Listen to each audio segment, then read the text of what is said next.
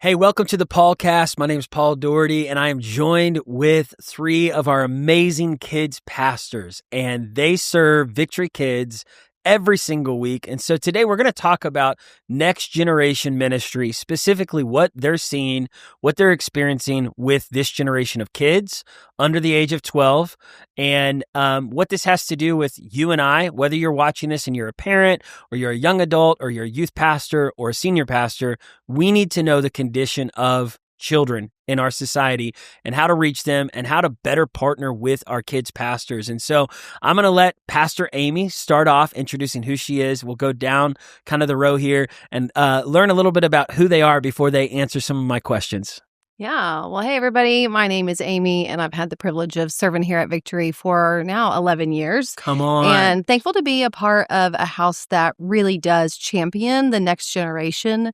It is not just a kids department to help parents and help the church and help the kids. It really is an undertaking of the whole church. And I'm just thankful for you, Pastor Ashley. Thankful for our church that really comes around our families and says, hey, we're going to do this together. Yeah.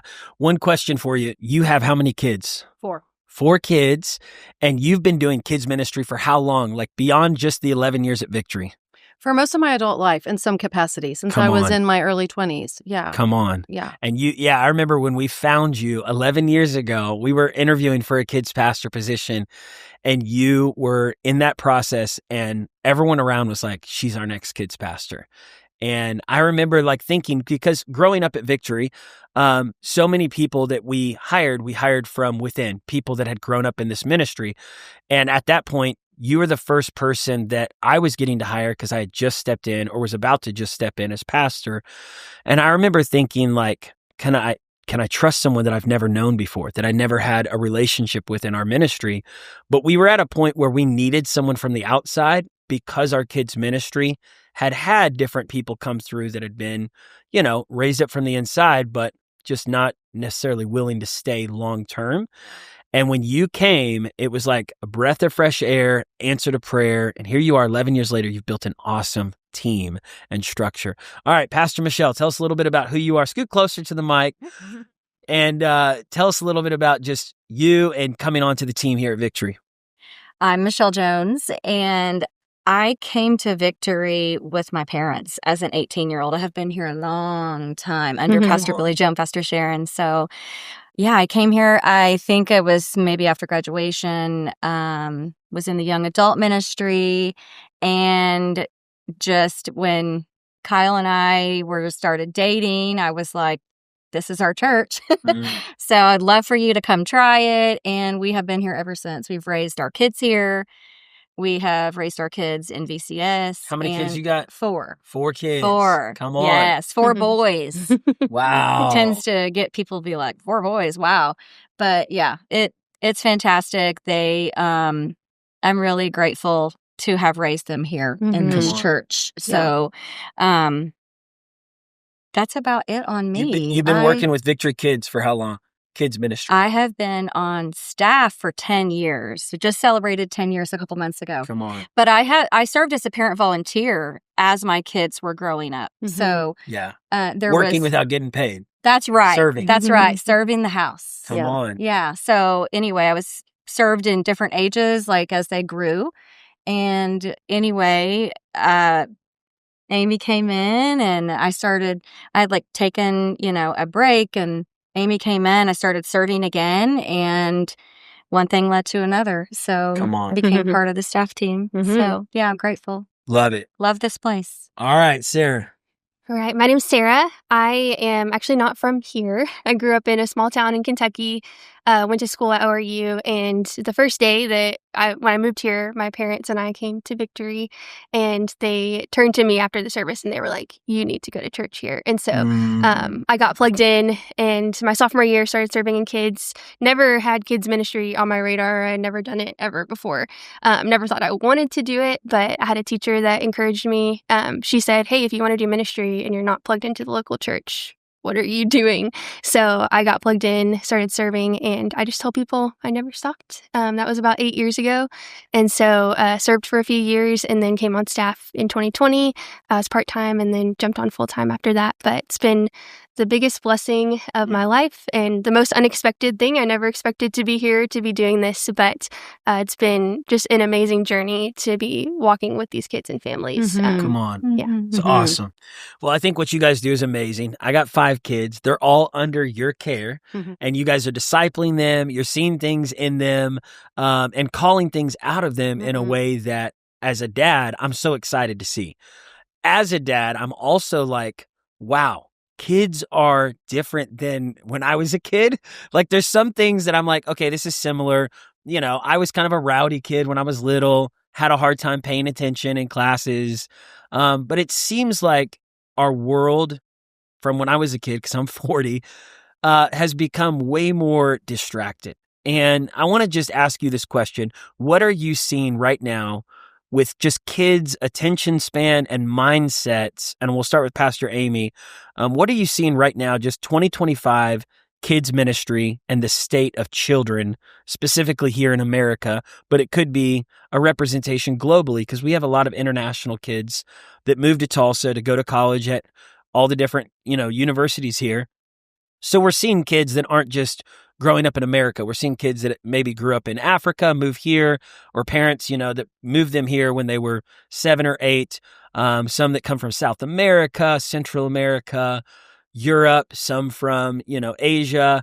What are you seeing just children today as you're pastoring them? I think when I think about kids today, environments shape so much of who we are. And so environments today are somewhat different than when I grew up, as a child. So there is a lot that's pulling at their attention. There is a lot for them to offer their attention to. And we know where our attention goes. There are energy flows. And so there is a lot of fragmentation of their attention for sure. There's also a lot that's pulling at them morally. There's a lot that's pulling at them of what is now culturally okay. And so talk about that for a second. What do you mean by culturally acceptable today? Yeah, well, there is so much out there on kids having options of who they are and what they prefer. There's a lot of messaging of, what is okay today for you to try and validating. And so as a child, these are messages that they're hearing at a very young age, whether it be through friends, through books, through social media. There's a lot of messages that they're receiving, and they don't have what they need to start filtering those. Yeah. And they're filtering through those often alone because a lot of our kids have phones. And that is the number one topic today of if you want to talk about children and what's happening, a lot of it goes to the social media, but really a lot of it is information that's coming to them that they don't have the ability to process, and they're processing it alone. And so, we see the effects. We see the effects in their behavior. We say often behavior is communication. Behavior informs us. So what are we taking from this? We see it affecting their friendships. So as you're scrolling and as you're alone in your room, that limits their social ability. And socialization comes from skills and practice. And so we're seeing kids have an inability to make friends easily because those social skills aren't being sharpened. We're seeing, kids struggle with how to respond, and they're dysregulated in their minds and their bodies. And so there's so much that's pulling at them. What we're seeing is not an effect of one thing. We're seeing an effect of all of things together in what we would call an environment. And then our kids are trying to figure out, what do I do with all this? And a lot of that comes through how they behave and how their actions. That is what's communicating. And a lot of them are really saying what I believe is, I don't know what to do with all of this and I need help. Okay, you just said a lot of really, I think, insightful stuff. Even as a teacher in Bible college, today I was telling y'all, I taught a class, and I'm teaching people that are between the age of 18 and 30 primarily is our audience. I'm noticing their ability to respond to a question in class is way slower than it was when I was a young adult, when I was 19, 20. And I'm like, why did it take this guy almost 2 minutes to answer a question with a lot of fumbling? It's not just anxiety. It is what you said, fragmented thinking and growing up. I mean, if someone's 19 right now, that means that they grew up when the iPhone was made. I think the iPhone was made, in 2007, 2008, somewhere right in there. And as soon as parents got their hands on the iPhone, pretty soon you had children at age 5, 6, 7, 8 asking for an iPhone for Christmas. So if they grew up in middle school, high school, or even like 5th, 6th grade, they are, like you said, just constantly on that screen. Yeah. And that screen can steal their focus. And like you said, also give them access to things that are R-rated, if they're opening up YouTube with no restrictions or opening up Instagram. And we're talking about like 10 and 11-year-olds watching TikTok videos that could be, pornographic or close to that. And so then filtering, if their parents aren't in the room, is this okay? Is this acceptable? It can really damage not just their mind of, pure thoughts, but even the ability, like you said, to answer questions when a teacher asks them or a coach is trying to get their attention. You said so much right there that I just want to pause for a moment and maybe unpack, and then we'll hear from Sarah and Michelle. When you're pastoring the kids at Children's Church, are you seeing, like what you just described, are you seeing that as the majority of kids or a fringe small percentage of them or 100%? Like, what would you say percentage of kids that are dealing with a lot of what you just described? For us, I would say most or all. Mm. Yeah, most or all. So it's rare when you have a kid that's sharp, that's present, that's engaged, that's able to answer questions and have good social skills. You're like, whoa, this one stands out. Yeah, we can definitely notice that. But all of these kids are living in this environment of today. And so the effects of that, play out over a lot of childhood. Childhood is not spent outdoors, in trees, climbing, pursuing activity. And I know we talked about this one time, but, our parents say a lot, like, be careful, rather than really encouraging adventure and exploring in mind. And these kids have access to ask a question and receive an answer right away. So they don't need GPT generation. Exactly. That content is easy to access, but what do they really think? So what can I really process? Do I have these critical thinking skills as they develop them? What am I really feeling? Instead, it's just this exchange all the time of information. And God wired us to need each other through his people. We feel his love through his people. Yeah. And so what we see is our kids, we have really scaled back our kids ministry, that it's a lot less lights, it's a lot less action, and it's a lot of people.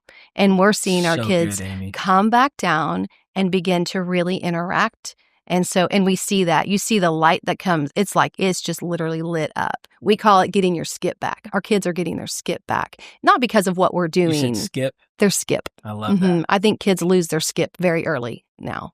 And I believe that kids ministries across the nation can be a part of restoring the skip in a child. Wow. Okay. So I want to hear from Sarah and Michelle here. What are your thoughts on what Aimee just shared?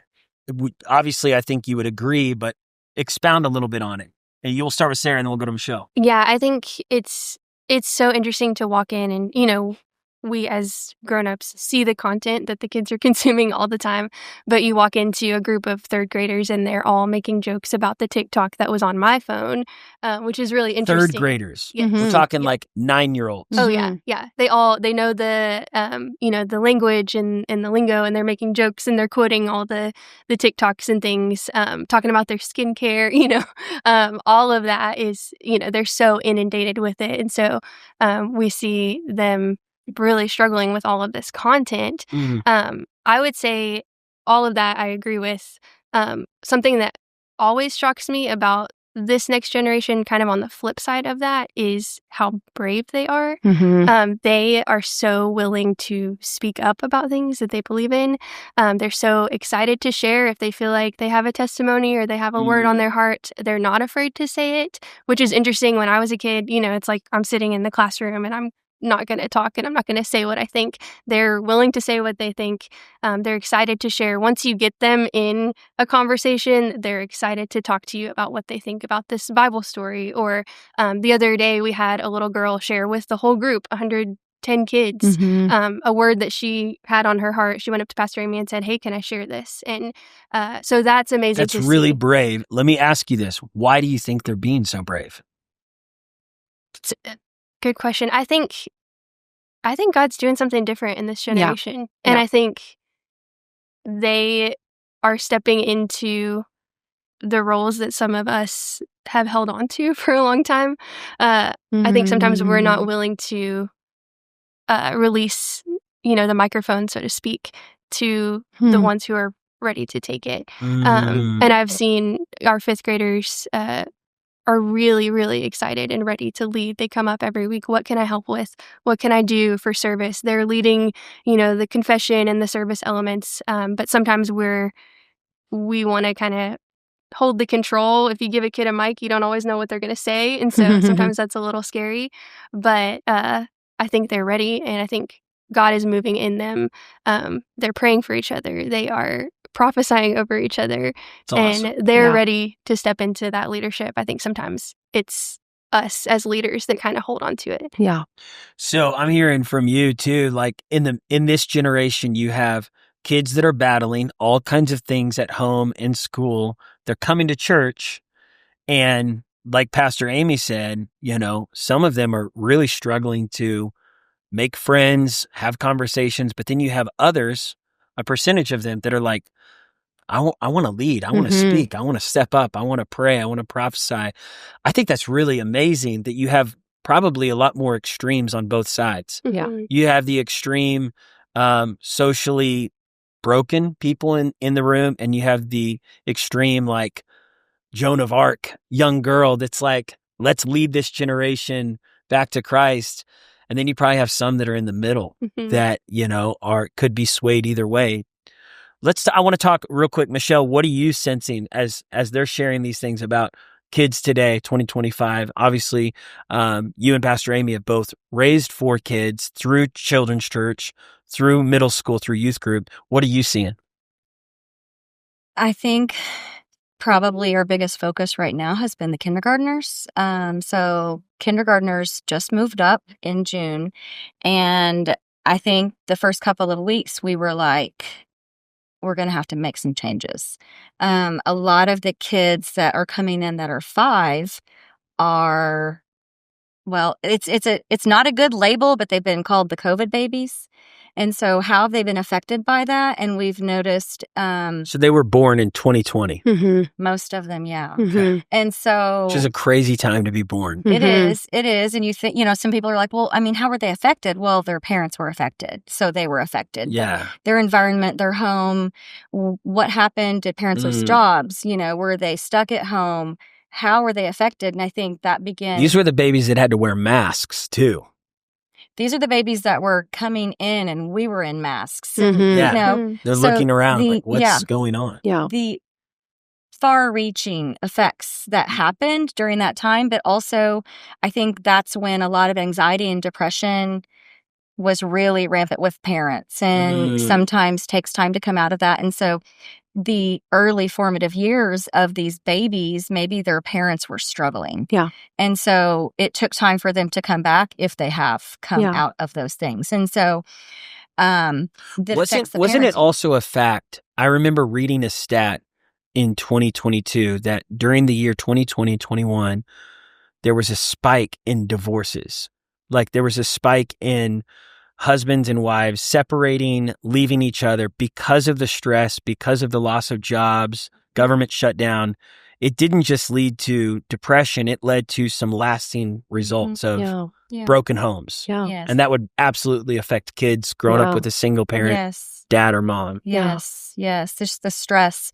And sometimes when parents are struggling, it's difficult to parent through it. And you're at the end and you're like, I don't know what I'm going to do. And if we get divorced, what does that mean? What does that look like? Shared custody, financial strain, and things like that. And it's had a really great effect on the kiddos. Yeah. So it made us stop, pause, have a lot of conversations about what do we do differently to meet them where they are. Because the kids that are, had been with us and then are moving up, these kids come in and they aren't able to do what we do normally in a service. They weren't able to sit at tables. They weren't able to focus. Like they're just running around more, a lot more rambunctious, distracted. Yes.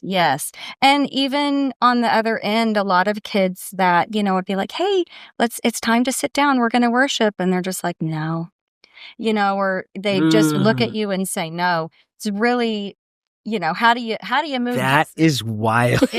Let me tell you. I was never allowed wild. to say no to my parents. If my kids said no, there was a consequence on the other side. It's like 5 spankings. My kids don't say no to me now. No. I've had to correct my kids lately on the no. I'm like, what are you?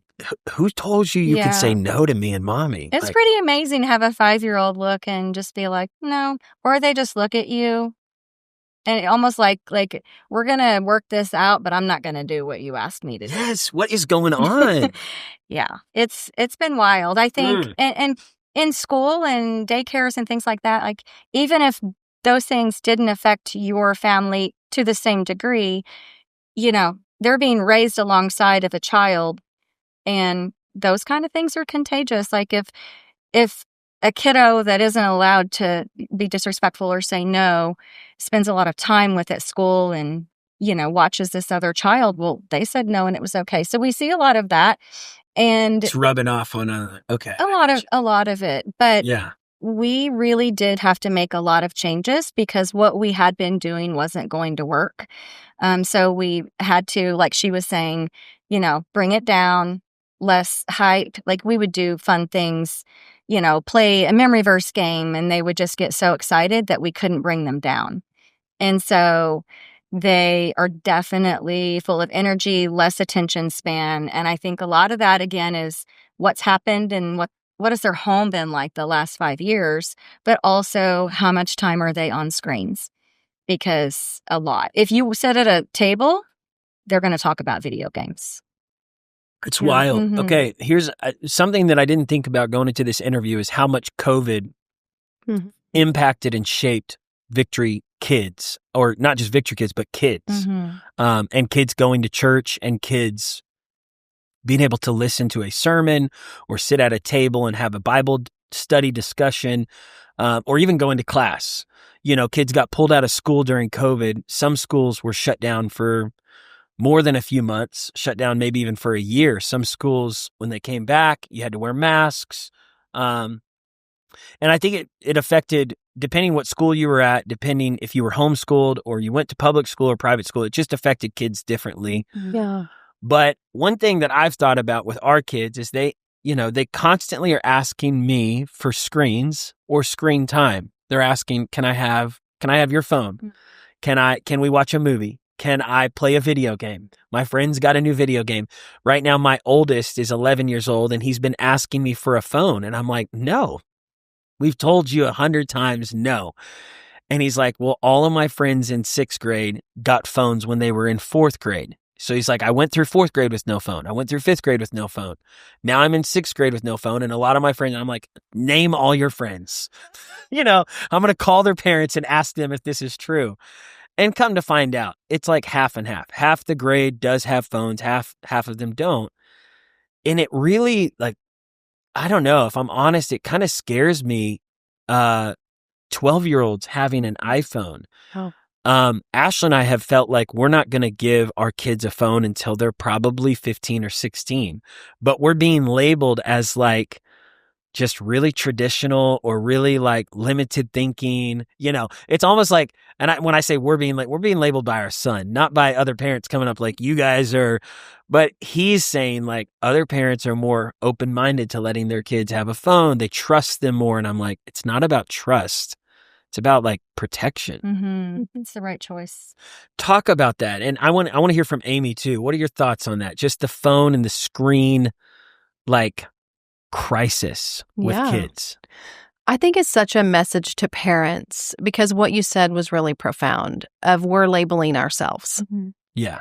And so I love to just tell parents that you're in charge and you get to make the rules. You guys get to make the rules for the Daugherty house.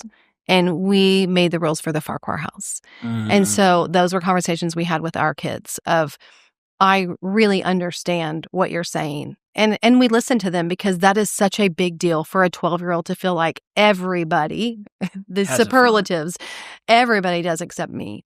And so not blowing that off, but listening to that but saying, hey, as our family, what I feel like God is telling us is that there's going to be a pause, and we will revisit, and we will always listen, and we'll revisit this at another time. But the kids want to be heard. And it is a big deal when you are however old and everybody has something that you don't, it can feel extra weighty. And phones can be fun, right? It's something, it gathers the kids around. But for parents, you have to outweigh what is the purpose of screens in your house. Is it entertainment? Is it because, I need to do something that's going to occupy? We see that with babies at a very young age. They're put in front of a screen or a TV. It's the babysitter. It has become a babysitter. Generation. But you have to know that everything is training your child. Everything is a teaching point for your child. And as a parent, you get to choose, who do I want to teach my child? What do I want to teach my child?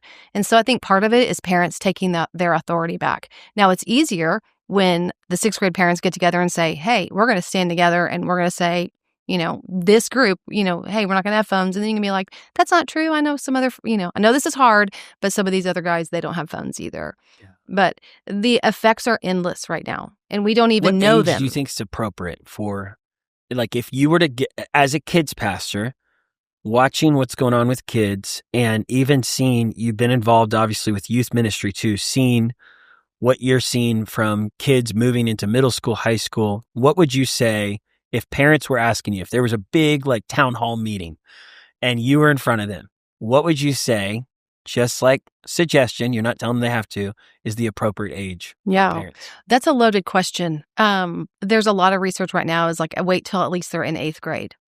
But also, because you give them a phone, do you give them full access? Because there's adults that can't handle full access right now. 100%. And so I think part of that is, it goes back to the purpose of the phone. For kids that are walking home and that need to send a message to mom, I made it home. Okay, there's text options only. And I'm determining who they can text and who can text them. I think the biggest question is, how much access do you want your kids to have to the world? Not a person, the world. Internet, and everything the world offers. Because people from anywhere and any topic and any subject can have your child's ear and eyes and heart. And so we have to be very mindful. Yeah. Yeah, it really is something to pray through and to like go in with eyes wide open. Yeah. Sarah, how about for you? How old were you when you got a phone? Because you're a few years younger than me and Amy and Michelle. A lot. So like what was your middle school, high school like growing up, and at what point did you get a phone? Yeah, I think I got my first phone. It was a flip phone, one of those that you have to press the button 3 times to get the text. And I got that when I was 12. Okay. So that was a very, I had to convince my parents. And did you text boys too? Or they were like, no, you can only text us, friends? I could text friends, but it was one of those, like, you can't really do much on this phone, Yeah. The only thing that I could do was text. So, and then I got my first iPhone. I think I was a freshman in high school. So 15 years old. Mm-hmm. Okay. And did you see the effects on you or your friends having access at that age to so much? Good or bad? I think I always look back and I'm like so thankful that I grew up during that time and not during this time, because there wasn't a whole lot back then that we could have access to. It was sort of the beginning of Snapchat and Instagram, and all of that was just coming out when I was in high school. So I did see people using it for not good reasons, but it was a lot less than it is now. Now I look at these kids and I'm like, man, I don't know what I would do. And I graduated high school 10 years ago. I don't know how I would handle all of this that they're dealing with now. Yeah. And it wasn't that long ago that I was in their shoes. So it's wild how quickly it has changed. Yeah. One thought is too, like my oldest is asking me, he started asking me when he was 9 if he could start a YouTube channel. And he was like, hey, I want to start a YouTube channel. I was like, why? He's like, because I want to be a YouTuber. And I'm like, wait, what? I'm like, when I was a kid, I wanted to be an astronaut. I wanted to be a fireman or a policeman or an NBA player. But these kids are like, I want to be a YouTuber. I want to be an influencer. And I'm like, oh no, like what's going on? But I don't want to have a negative attitude about it. I don't want to, because I'm like, I want my kids to know that I'm not making fun of whatever it is that excites them. But there is that concern of like, how young is too young for kids to get in the game of social media influencer? Yeah. Like that can be an identity crisis for people, even as adults who are like, I don't have as many followers as this. And it's like, I've watched it in my life of how it affected my mind. And I wrote a book about it, Mind Games, with a chapter really on the social media, just crisis of how much your identity can get pulled into that whole thing. What are your thoughts on this generation being in social media, on YouTube, wanting to be influencers, wanting to have channels, wanting to have blogs at age 9, 10, 11? Would you guys say you're for that, or are you like, man, there's concerns about this, even if they are using it to be like a Christian voice? I say I have a lot of concerns. I don't think kids should be on social media. In fact, even though my Till kids, what age? For us, when we did give them a phone, it was because we needed them to have a phone to either have them communicate with us or things like that. It wasn't, they would say, but all my friends. And I'd say, well, like, we don't feel like you need a phone yet. And in our house, this is what we think. And because you have to be careful, like other families feel differently, have different reasons, maybe their kiddos are home alone. So we got them a phone when we felt like they needed it for safety purposes or communication purposes, or really for us, like it served a purpose for us. But we didn't allow social media until they were older in high school. Yeah. Which is the case for a lot of parents. Yeah. I mean, that's where I'm at. The longer you can hold out, the better, because I don't think there are any good things or any wins that are going to come from it. It's the comparison. It's the, oh man, they're all together and they left me out. I didn't get invited to these Creates things. FOMO. It really all does. the time. It really does. Oh, they got to go on vacation. We didn't go anywhere. All kinds of different things. And I think that it creates the selfie kiddo that wants to post stuff all the time. Yeah, look at me. And there's too much access. And so you can lock down a phone, but you can't lock down social media. So they can search for anything, but also they could be searching for something safe, and other things are going to come up. Yeah. And there are people that are searching for them. That's a reality. Predators, That's a reality. You got people coming after kids and minors. Yeah. I mean, it's a dark world. It is. Oh my goodness. I know of a 13-year-old that was on Instagram that found and started communicating to get drugs. And 13-year-old. 13, yes. And there's an adult on the other side, and walked up to the neighborhood school to meet this adult. Yeah, it could have gone a lot differently other than just a drug exchange. Like, it is dangerous. I really feel strongly about that. It's dangerous. 100%. There's too much access. Yeah. I mean, when you watch the news and you see how many people are getting arrested. Yeah. And even like our church has been doing prison ministry. So we're going to these prisons and we're praying with people that are in, serving 20, 30 years because of internet crimes against minors. And I'm like, Lord, save these people in prison. But I'm also like fully aware, I don't want my kids communicating with anybody on the internet except for me and mommy. And like, and like you said, I internally, I battle those thoughts of, am I being too vigilant or am I being wise? Okay. Your thoughts on it, Aimee, Sarah? On YouTubers? Just kids, screens, social media, all that stuff. Yeah, I mean, I think there's research that says that kids would rather be a YouTuber than the president of the United States. And that concerns you. Yeah, and I also see these two little boys that we have in Victory Kids, and it is such an avenue of creativity. So I go back to, are we listening to what they're saying? They want a way to express themselves creatively. And so what is an answer? Well, is there an alternative? Yeah. I just look back and I just think, it's not bulletproof, and so if you're going to give your kids access, you need to be very vigilant. You need to, it's always changing. And so you have to commit to stay on top of those things. Yeah. Yeah. Your thoughts, Sarah? Yeah, I agree. I think, honestly, I feel like the longer you can hold out, the better. I'm not a parent, but just seeing the effects that it's having on some of our kids, I think the comparison, we're seeing some of these girls really struggle with comparison and their appearance and all of those things, that it just opens the door to so many things that at such a young age they shouldn't be dealing with. But also, I agree too, how are we giving them an avenue of creativity? Because it is sweet and fun to see how they want to, create these videos and put out content. And so how do we do that in a safe way, even in the church? What are some ways that we could do that where they're still tapping into that creative side, but not exposed to all the dangers of social media? Yeah, it's really good. Okay, I want to turn it. Now let's talk about discipling this generation. What are some things that you would go, this feels like right now something we're excited we're seeing in kids ministry, it's working, that you want to just share a little bit about what y'all are doing to help kids understand who they are in Christ, even have a desire to open their Bible.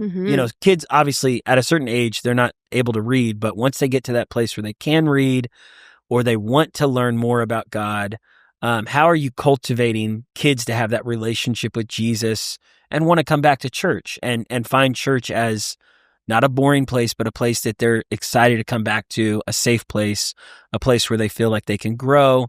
Talk a little bit about what you're seeing as you're, ministering to children. Yeah. I love what's happening in Victory Kids. The other day I said, man, I would have loved to have been a kid here. So to respond, two things. One, our objective is not that they have fun, but we are very aware that the language they speak is fun. So we're going to speak their language. So it's our job to figure out what would be fulfilling for them. So if we wanted them to have fun, we would take them to the park, to Chuck E. Cheese, right? Yeah. And also, fun's very subjective. So when a kid leaves, they're like, I don't really know. So we do want it to be an environment where they want to bring their friends and they want to come. They want to come back. What we found a few years ago is that we just said, I think that our kids ministry is becoming a place where we're shushing them all the time. They were sitting in rows and we were constantly telling them, shh, shh, and we're like, that is not the church. So while we are, they're in places where they're learning how to sit and we want to prepare them for the next phase, we just said, we're going to scratch what we're doing and we're going to build something that they need. And so we broke everything down. And so it has been our big call to have people come and serve because everything is small groups. Everything is very child around what they need. And every kid, whether they are nursery through 5th grade, their little hands have a Bible and they are being read to or they read from, because we know anytime. But we know that these kids, we want the Bible to be their foundation and their filter. And anything that we desire for them at home, we want to do here at Victory Kids. Some of them, for the first time, they see the Bible for the first time in Victory Kids. Some of them, they have seen and heard the stories over and over. And so we continue of hey, the Word is alive. What are we going to learn today? So we have really restructured our kids ministry to meet their needs and what they are facing. It's I love that we write what we do here at Victory Kids, because sometimes we just say, hey, our kids are really struggling this or they need something, and we're going to rewrite and be led by the Spirit, and we're going to shift. But what I love most about our Victory Kids ministry is that it is about first Jesus and second it is about the kids. And it's a place where they're really seen. It's a place where they're really being built up, and it's a place where they are being discipled. And so much of discipling is being with someone, right? Jesus was with his disciples. And so I feel like the withing that is happening in our kids ministry is really beautiful. That's good. What are your thoughts, Michelle? When we did make that change and went to small groups, even in kindergarten and 1st grade, the smaller the better. Yeah. If we can break it down, which we recently, with our new kiddos, we broke it down again, smaller, smaller, smaller. So you have 1 adult, 2, 3, 4, 5 kids at the most. And they need that. They all want, listen to me, I want to talk, but also a lot of them don't know the Word. And so they might be opening that Bible for the first time, but maybe they do open it, but they've never been taught. We always say it's a partnership with, the families, but a lot of them are just learning about Jesus at church. And so that leader in this small group with 3, 4, 5 kids is able to really go deep. Mhm. And we open the word, we review, we have things all throughout the day that are reiterating. It's another opportunity to retell in so many different ways that they're getting it. Yeah. And Mhm. it is beautiful Yeah. that they are leaving and they are feeling seen, known, and loved. Yeah. They're feeling loved by God through us because a leader is able to sit down, look them in the eye, and listen Mhm. and listen and listen and have those conversations and answer questions. And we have a lot of families that are going through stuff. Yeah. We have just in kindergarten and first grade. She was saying the other day, she's like, you're really like, I feel called to these kids. We have 5 or 6, we have 6 now. They've lost a parent. And so Yeah. what is happening in their little hearts? They want As to a 6 or talk about 5-year-old, they're Yeah. growing up with a dad that died or a Right. mom that died. Right. Yeah. They want to talk about it. Yeah. Yeah. And so that way there's somebody that is there to listen and to talk about it and just encourage them Yeah. and remind them to have the Holy Spirit on the inside and that God is with them even when they feel sad. Mhm. So, but also to celebrate the great things that they share. Yeah. So, and the follow-up, on the other side, like they come in and they're like, I want to be with this leader because they feel connected and loved. And we're able to do that because of breaking it down. Yeah. It's the best thing that I have ever experienced in kids ministry is to just break it down so that there's so much opportunity for them to just be one-on-one. Yeah. Yeah, it's amazing. All right, I'm going to come back to that. Sarah, your thoughts on just discipling this generation right now? Yeah, it's been so amazing to see how the small groups have impacted them. I agree with everything they said. The smaller, the better.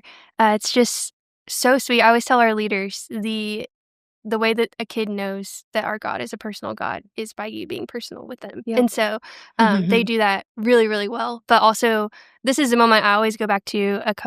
A few months ago now, I had a kid in one of my small groups who had never even seen a Bible, didn't know Jesus, had never been to church, and for the first time opened it up. And I was like, man, this is what it's about. Like, we get to show these kids like the Introduce them to life-changing Jesus. Word of God. He may not have a crazy encounter with Jesus right now, but this is the alive and active Word of God that is getting into his heart. And so our kids are getting to have moments like that every single week. The seeds are being planted, and we are seeing so much fruit. They're so ready to enter the presence of God in worship. They hear from God. They know how to hear his voice. And it's just really sweet to see them having these real encounters also in the Word, also in worship. They're, on their knees worshiping. They're praying over their friends, and really able to articulate, this is what God said to me during our time here. It's really incredible. Come on. I love that. I still have this picture somewhere. It's not in my office, but of Benny on his knees worshiping. And it was like when he was 8, now he's 10. But I'll never forget watching him and our other kids, but him in particular, like, he didn't know I was there. I showed up in one of the kids' chapel services at the school, and I walk in the room and I see him on his knees with his hands raised, and I'm like, man, as a dad who loves God, whose heart has been impacted by God, it's my prayer that my kids would have that moment with Jesus, and not just, like you said, I think it's important for those that are watching and listening. We have a lot of probably people that do ministry that listen to this podcast or watch it. I think it's important for us not to focus on making everything fun, because I think that's a really good word. I grew up in a Christian children's church here at Victory with children's pastors who did a good job balancing fun and the Word of God. Yeah. But I do know that we went through seasons where fun became the focus. And it wasn't that they didn't care about kids experiencing God's presence or the Word of God or Bible study, small groups. It was just that I think the trend in the church world was make it as fun as possible, make sure that kids have, ton of fun. And fun became like an idol in kids ministry, where it was like, if we didn't have fun, we didn't really have church. And I think that, like you said, man, more than kids having fun, they need to feel loved. They need to feel seen. They need to have an encounter with God. They need to, even if they didn't have fun, they need to know like God has a purpose for their life. Yeah. And we want to help them find that purpose. Yeah.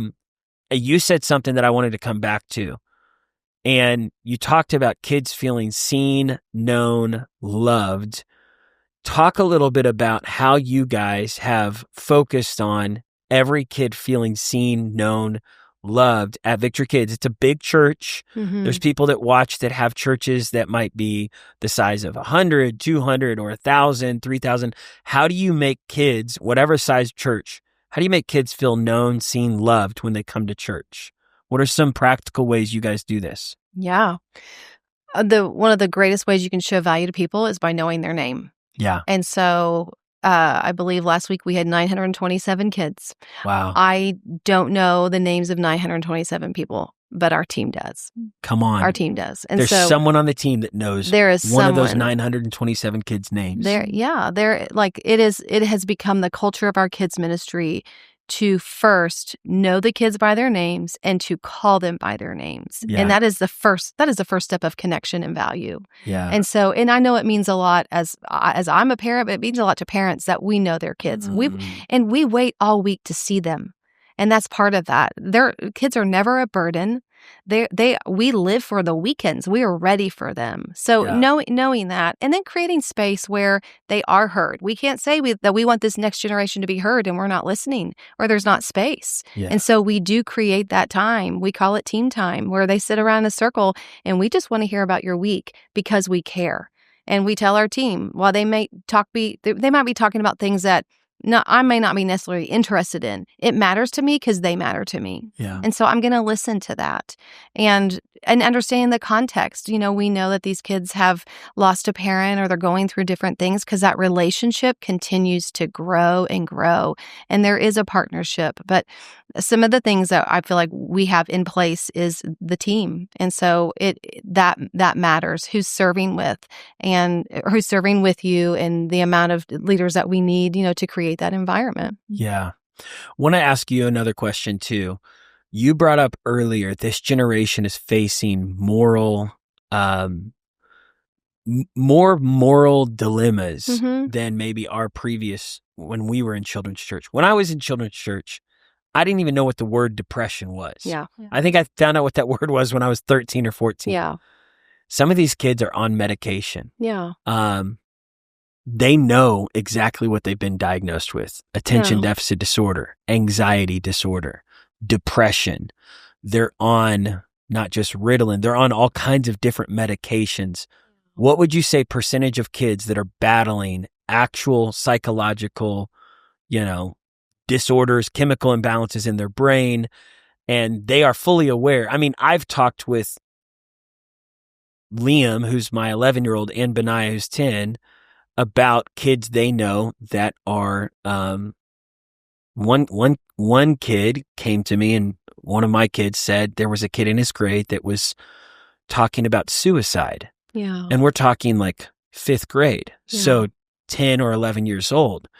I didn't even know what that word was until I was like 14. Right. But these kids are learning, some pretty intense things about whether their life is valuable. Talk a little bit about that. What are you seeing as you're sitting with kids and you're listening to their pain and their stories and the dark things they're walking through? Would you say there's a large percentage that know things that we wouldn't have known until we were 13, 14, 15? Yeah, I think there's an awareness. There's an emphasis. There has been in the past few years a major emphasis on mental health, even as a church embracing mental health and calling it out and being a source of hope. I think, the biggest thing is context helps us bring understanding. It helps us, respond instead of react. But the context has not changed the message. And as a kids ministry, we understand context. And we want to understand where they are coming from. But the message of hope has never changed. And so while, yes, there's a lot of kids that have been through traumatic things, and the right people in the right place come alongside them and help them. The role of our kids ministry is to share the love of Jesus, to bring the message of hope, to be a place where they know they're going to be seen, heard, and loved, to have a consistent team that when they come in, they're looking for that person and that person is looking for them. Yeah. So the message of hope has not changed. Yeah. And our eyes need to be on that, because as a kids ministry, our role is never to diagnose, and our role is not to get so caught up in that. Our role is, how do we minister to them with the answer? Jesus is the answer. How does that play out within a children's ministry? How does that play out to a 5-year-old that lost a parent? How does it play out to a 10-year-old who's been exposed to something that is horrific? The answer is Jesus. Now, Lord, lead us. How do we minister to these kids to be hope, to bring hope, and to let them know truly that this is not the end? They do have such purpose. Yes. God tells them, God loves them. And we tell them often, God loves them just because he does. And they are so, so special. And he wants to hear from them. These messages that if you grew up in a church, you might have heard over and over. For some of our kids, it's the first time they've heard it, or now they're hearing it, and they're hearing it from people that really love them. And so they believe it. Do you think it's healthy for parents when they hear their kid bring up something like that? Like, hey, I heard at school a friend of mine who's thinking about these bad things. Or even like, we were at a theme park this summer. And last summer. We were at a theme park last summer. It was like a water park. And there was a boy wearing a girl's swimsuit. And they knew he was a boy because he walked over to them and he was talking to them, and they were confused. My sons were confused. They didn't say anything mean, but they walked over to me and they said, "Dad, I think that boy is trying to be a girl."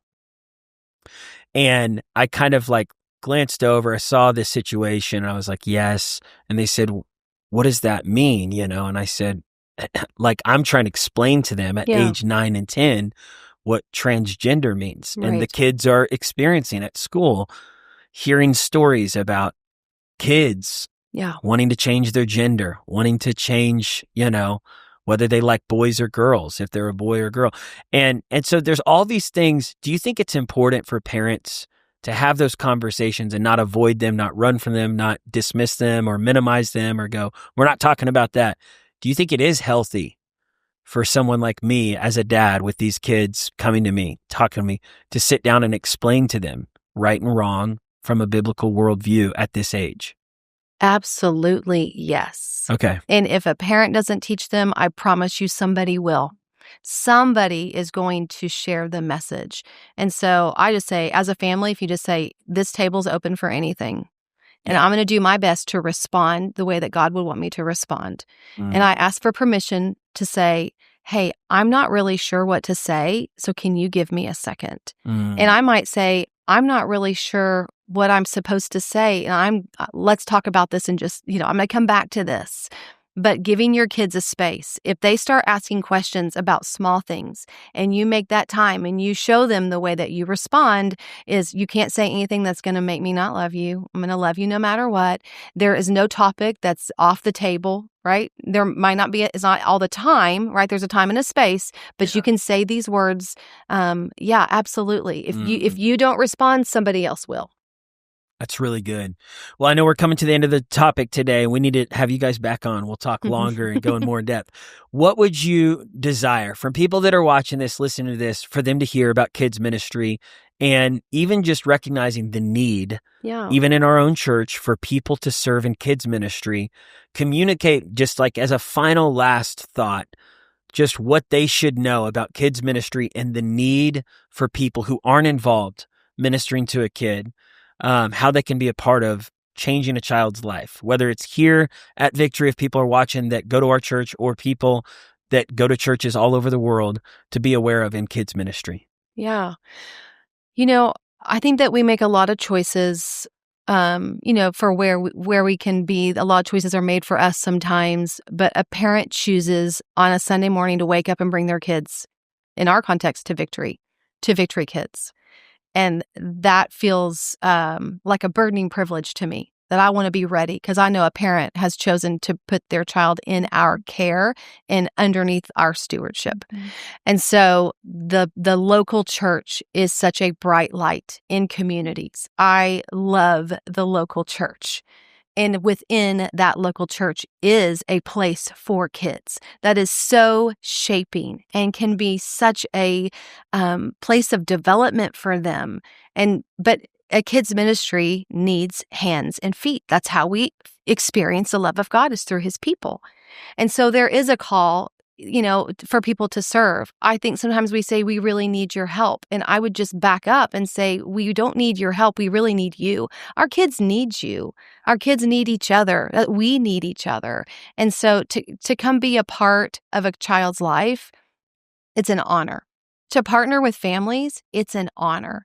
And I'm not asking anything of you. What I truly believe is that I'm better for my time with Victory Kids.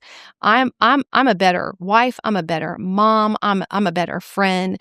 But I know Jesus more because of the time I spend with these kids. So good. And so I invite people to come be a part and see how kids ministry shapes you too as an adult. Take you back to those secret places. Take you back to the deep yet simplicity of the gospel. Take you back to the joy that is found where you get to dance and move and the discovery of who Jesus is in a different way. So yes, our kids need you, but I would challenge people. You need our kids. Yeah. You need children's ministry in your life. Come on. Mm-hmm. I love it. Michelle? I think that when people say yes, they're really blown away by what's on the other side of that. Yeah. They find community in the team. They are just amazed at how special our kids are. And I think what a beautiful opportunity that they could be the first person to open a Bible with a child, to get to share His word for the first time, to get to share the good news with them for the first time. Mm-hmm. We have people all the time coming and saying, hey, they have a lot of questions, like, can you help me? What can I tell them? So it's just a really special opportunity. And I think that they really are amazed that Victory Kids is really special. Mm-hmm. It's not just, it's about serving, which we're called to serve somewhere. But it's more than that. It's about really getting to know a kid's story. Yeah. Really getting to know who they are, building connection and relationship, and really being a light and a positive, affirming person in their life. Yeah. And it is a great opportunity for anyone and everyone. I think everyone should try. Come on. I love that you said, both y'all said this. Everyone's called to serve. If you're a believer, we're all called to serve. Yeah. And you got to find what area God's placed it in your heart to serve, whether it's, a food pantry, a soup kitchen, a homeless shelter, or a children's church service. But I will say this, you will find Jesus in the kids service just as much as you will find Jesus in the homeless shelter. He's not just with the vulnerable, disenfranchised, hurting and hungry out on the streets. He is that little kid that's coming into church, coming from a broken home, coming from an abusive home, coming from a home that's never heard the gospel. And when he walks in, you could be the one that brings him to Christ. Sarah, your words on this. Yeah, I a lot of times look back to being a kid, and I'm that person that's like, man, I wish I was a Victory Kid. This is awesome. This is so fun. But when I was a kid, if I had this, it would have been a game changer for me. To come into a place where it feels safe, where there are safe adults, where I can ask questions and talk about Jesus. It's so foundational. It's so building up their little spirits, and you don't realize what your presence means to a kid. Yeah. And how powerful that is in literally transforming their life. And so you can be the person who walks a kid through a very hard time. You can be the person who represents Jesus to them just by being there, showing up every week. Jesus is the most consistent person we know, and He's always there for us. But sometimes kids don't know that unless someone shows them. And so we get to be those people. And I really truly believe this, that what we are seeing in our kids is revival. I think that, in some ways, God is doing things in them that's going to trickle out into even the older generations. And so we're seeing kids, really experience the Holy Spirit. And so if you want to be a part of revival, serve with the kids. Come on. All right. Well, we'll have them back on. Thank you guys for watching, listening to this, and share it with a friend. And let's go reach kids for Jesus. All right. Much love.